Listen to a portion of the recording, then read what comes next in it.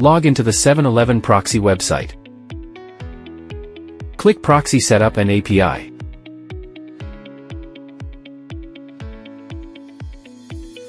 In the left sidebar, select Residential Proxies. Select API. Add the local address to the whitelist before API access. Click Add Now. Confirm adding whitelist. Choose a plan type.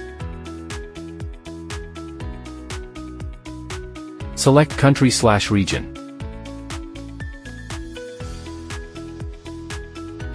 Setting the number of proxies to generate. Selecting proxy protocols, formats, and separator. Click to generate. Open link. API obtained successfully, you can start using. Right-click the Proxy Helper icon and click Options.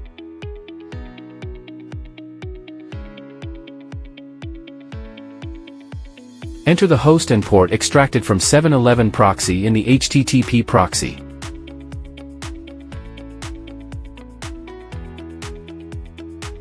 Left-click on the Proxy Helper icon and select HTTP proxy. The icon lights up and the proxy is successfully configured. Thanks for watching.